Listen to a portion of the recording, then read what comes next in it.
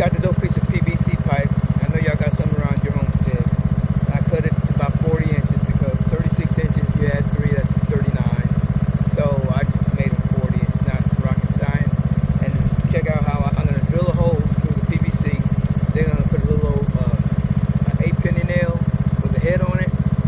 I'm going to just tap it into place. And then I'll prep 1 3 by 4 foot bed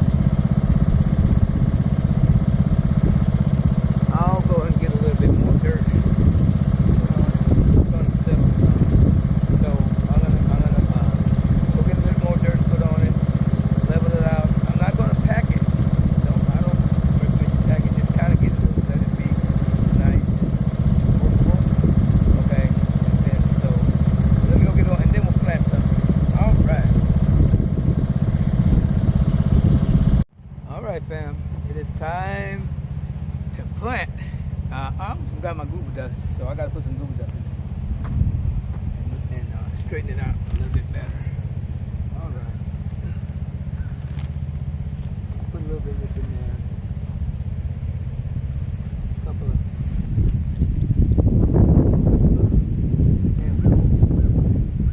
kind of break it out. Or mix it in.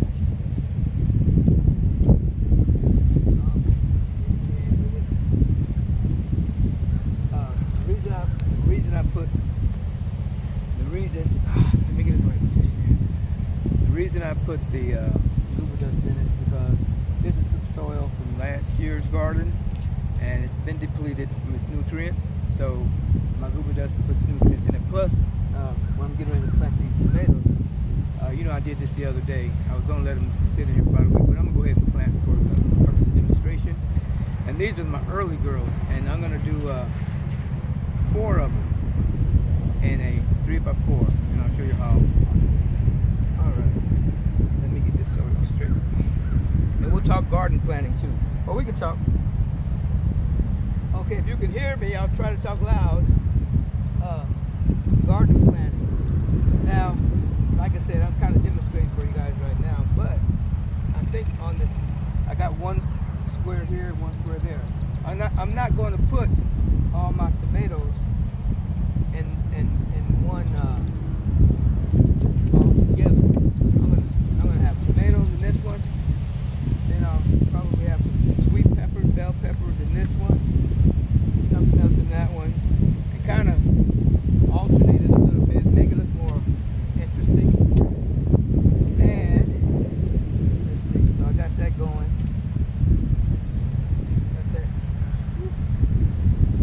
that going pretty good. And I'll tell you how I like to mark them. Can y'all see me? Yeah, y'all can see me. This being 4 foot wide, long or whatever, and 3 feet wide, that means you have 24 inches in the center, right? So you take your finger, roughly against the middle, make a line. That's 24 inches, something like that, halfway. Okay? And then, by this being 36 inches, 18, and 18 is 36. When you do 18, we'll come that way. And then you have 4 squares there, because you know your tomato plant needs a little bit more work. Just 1 second, guys. Okay, so now that I got my 18 by 24 squares, sort of, kind of, okay, time to plant. I'm putting early girls. Okay, whoa, that wind. I hope it doesn't put my camera down. Anyway, let me hurry up and do this. Early girl, and I'm gonna plant it in there. You gotta go deep. And see, now plant it all the way down. Now, this didn't really get a chance to do a big root ball because it didn't sit up long enough, but it still has all the stuff in it. Okay, I put it right in the middle. Okay, of that 1 square. Can you dig it? And same thing here, and hopefully this wind does not blow my camera down. I'll make this short and sweet then. Check it out. And all right.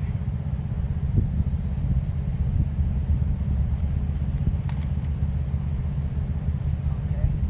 Cover it up. And this, now your soil is revitalized and everything. Okay. And I'll come back later and prune these and clip these smaller branches off, because I don't want them too close to the ground. And I'll explain that when they start growing. Don't worry about it. But anyway, and if you wanted to go ahead and put your cages up, you can. I won't do that on this video. But don't eat. All right.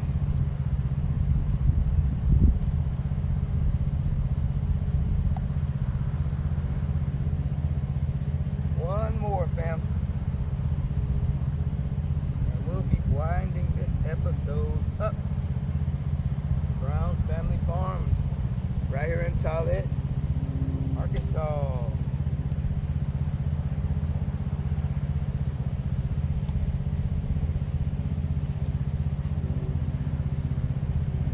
Okay, now you see I got my border here. Now this is a good way to do it.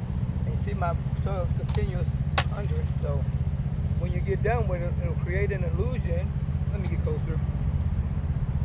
When you get done with it, it will create an illusion as though they're separated all the way through, as though they look like boxes. And that's why, like I said, I did it for 4 feet. You can do it 5 feet, but like I said, I recommend the 3 feet so your tiller can go through there and everything. Wait a minute. Everything is good to go. Now we just have to maintain it. You'll soon have worms coming up in here and everything, and so you have a nice garden. It's getting a healthy start. You can water it. You need to water it.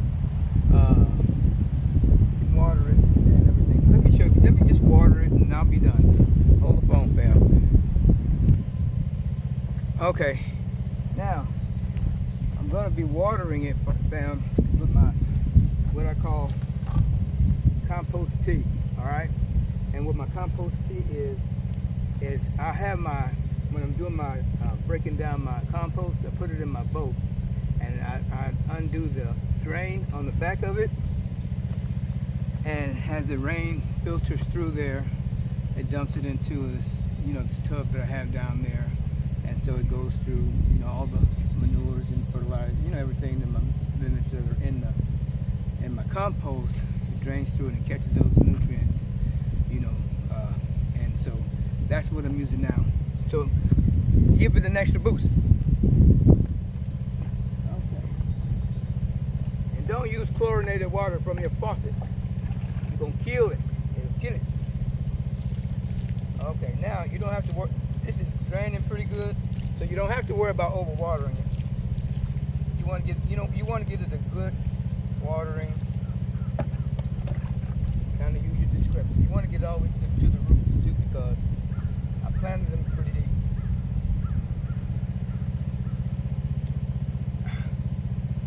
And everything. Sure you look good. See the worm? See the grubbing worm? Go in the fishing pole.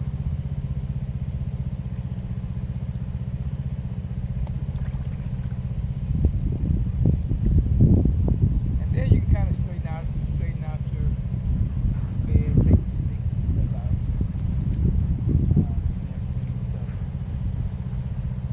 That's it, man. Now you're done. Clean it out a little bit, work it. Stimulate the roots. You gotta stimulate those roots and everything.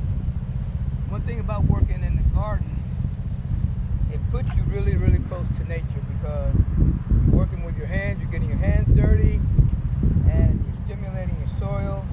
I can talk about root chakras and things like that. Well, let me just do this. I don't mean to sound too that some kind of way about it, but when you are working your soil and the worms begin to come in here, well, that vibration of you working, it attracts those worms. It gets those worms to moving and wiggling, and it stimulates them. And when they get stimulated, they'll rise, and then they're tunneling through and making aeration for your plants. All right. So therefore, when you're doing that, that's what the vibrations do, and then they go and they stimulate the root chakra. Okay. So that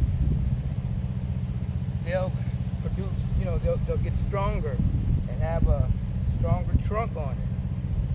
So it's always good to stimulate your garden.